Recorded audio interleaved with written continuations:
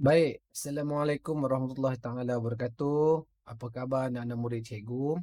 Hari ini subjek kita ialah teknologi maklumat dan komunikasi. Unit 1, tajuk dia adalah pengaturcaraan. Jadi cikgu tak nak membuang masa lagi, terus cikgu mulakan. Okey, baik. Jika awak lihat di video ini, cikgu dah letakkan muka surat buku teks untuk sama-sama kita lihat unit pertama topik pengaturcaraan ini.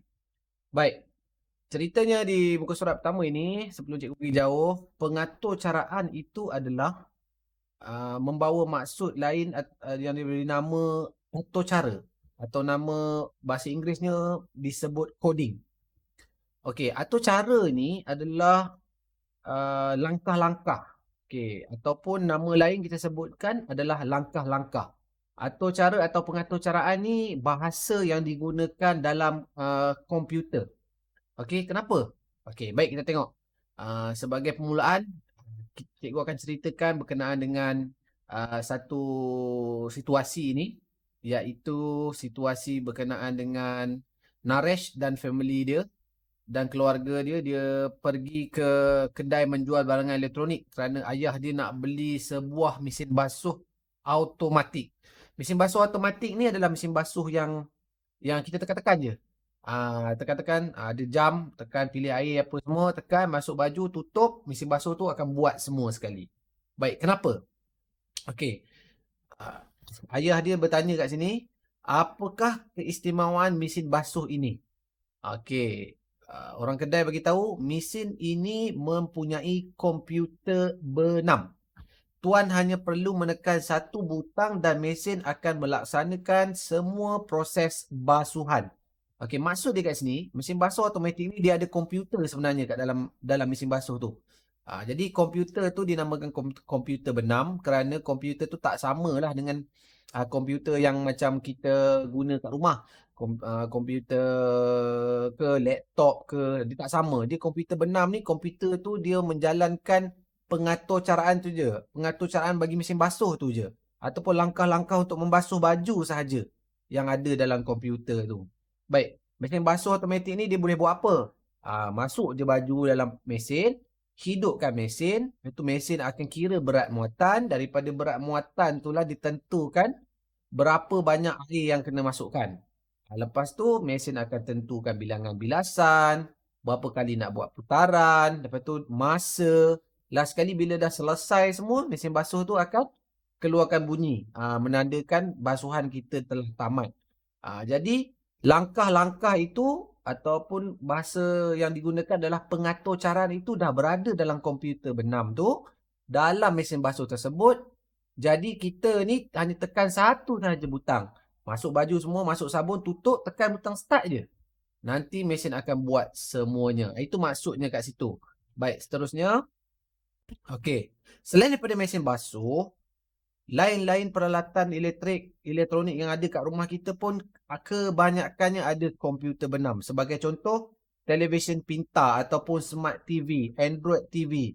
Okey? Lain ada apa? Pendingin hawa, aircon. Ada jam penggera digital. Ada pembersih vacuum robotik. Yang tengah viral tu kan. Robot vacuum yang bulat tu boleh jalan-jalan kat rumah kita tu kan. Dalam ni pun ada komputer benam.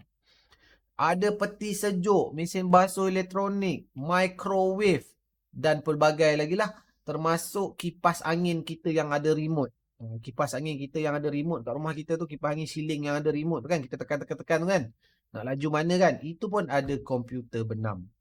Jadi pengaturcaraan ataupun langkah-langkah untuk alat-alat ini bekerja ada disimpan dalam komputer benam tu. Jadi topik kita pertama adalah kita nak belajar tentang bagaimana langkah-langkah itu berfungsi dalam komputer-komputer yang berada dalam alat-alat elektronik ni. Alat-alat elektrik ni. Baik. Maksud kat sini. Jika awak dapat lihat dalam kotak warna ungu ini, atur cara komputer ialah satu set arahan mengikut urutan yang mengarahkan komputer membuat sesuatu. Baik, atur cara komputer tu pengatur caraan tadilah. Bahasa lain dia, pengatur caraan bahasa lain dia adalah atur cara komputer. Maksud dia apa? Dia adalah satu set arahan ataupun satu set langkah-langkah yang paling penting sekali apa? Dia mengikut urutan. Dia mengikut urutan bagi komputer tu buat kerja dia. Contohnya dalam mesin basuh. Okey, dalam mesin basuh buat kerja mesin basuh. Nak membasuh baju dan sebagainya. Okey, itu maksud dia yang penting kat sini. Okey, seterusnya uh, yang ni.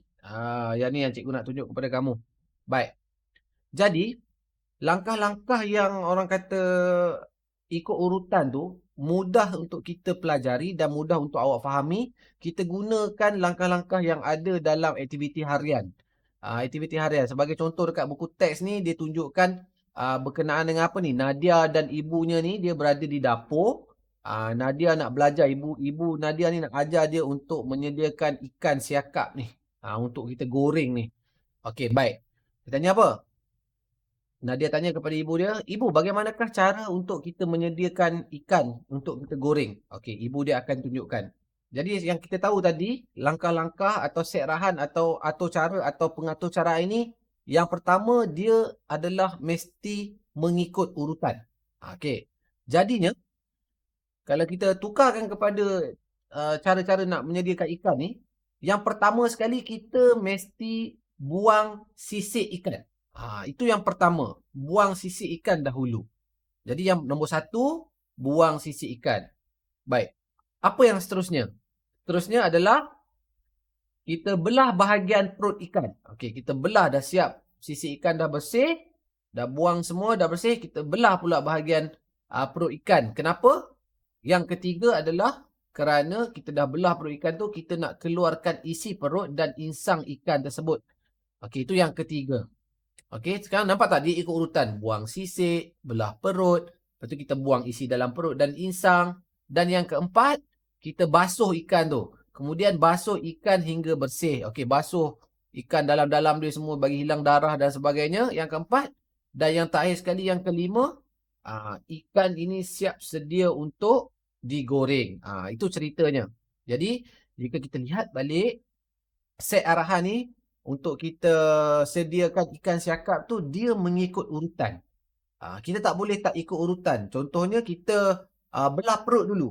Belah perut dulu, lepas tu kita buang sisik pula. Dia dah terabur. Ataupun kita belah perut dulu, lepas tu kita buang isi perut dan insang, baru kemudian kita buang sisik. Bila kita buat macam tu, tak ikut urutan, nanti sisik-sisik yang keluar tu masuk pula kat dalam-dalam ikan yang kita belah perut dia tadi. Lagi satu masalah untuk kita bersihkan dia. Jadi, perkara itu perlu mengikut urutan. Langkah-langkah set arahan ni perlu mengikut urutan. Berbalik kepada mesin basuh tadi. Mesin basuh tadi kan, mesti ikut urutan juga. Apa urutan pertamanya? Adalah kita masukkan baju yang kotor ke dalam mesin basuh. Kemudian kita masukkan sabun. Lepas tu kita tutup dan kita tekan butang. Seterusnya, mesin basuh atau komputer benam yang ada atur cara atau ada pengatur caraan dalam dia akan meneruskan kerjanya. Apa dia buat? Dia timbang berat kain, dia masuk air, dia bilas, dia putar dan sebagainya, siap. Kalau kita tak ikut urutan, kita masuk baju dulu, lepas tu kita masuk air, kita putar-putar, baru kita masuk sabun. Itu tak betul lah kan? Dia tak ikut urutan, jadi bajunya tak bersih. Itu maksud dia dekat situ. Baik, cikgu tak nak panjangkan video ini, cerita apa berkenaan dengan topik ini. Seterusnya, kita pergi seterusnya. Okey. Okey. Ni ada soalan dekat buku teks ni. Apakah langkah-langkah seterusnya untuk menggoreng ikan? Ini cerita yang tadi tu. Nadia dan ibu dia dah siap dah ikan kan? Jadi ditanya kepada kamu, ditanya kepada kita.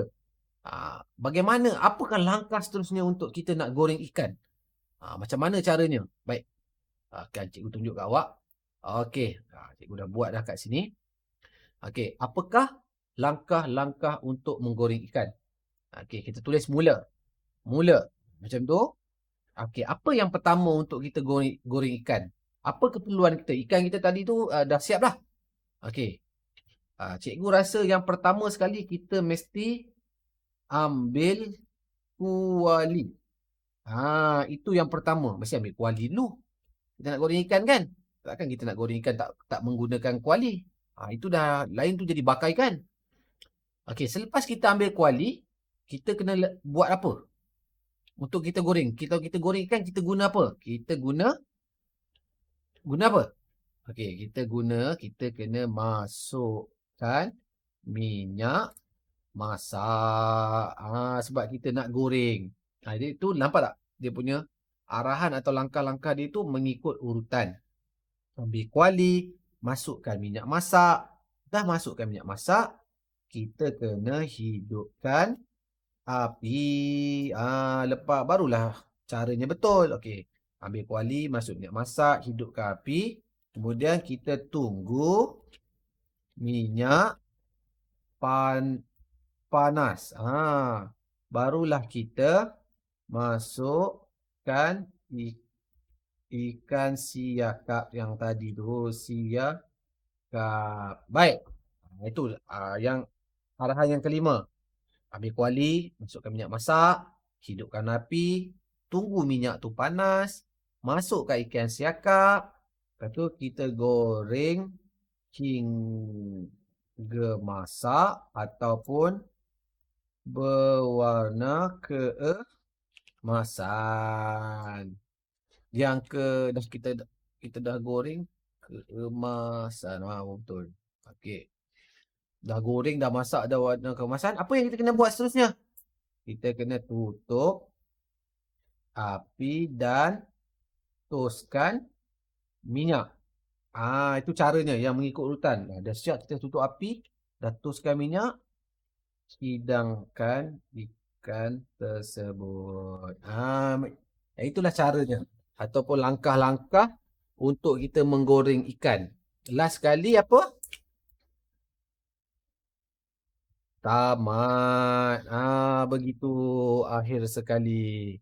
Ambil kuali, masukkan minyak masak, hidupkan api, tunggu minyak panas, masukkan ikan, goreng hingga masak atau berwarna keemasan. Dah siap, tutup api, toskan minyak, akhir sekali kita hidangkan ikan tersebut. Baik. Jadi dia membawa maksud kat sini, langkah-langkah ataupun yang melibatkan aktiviti harian kita ni hampir sama dengan pengaturcaraan yang ada dalam komputer benam ataupun komputer-komputer dalam alat-alat elektrik dan elektronik.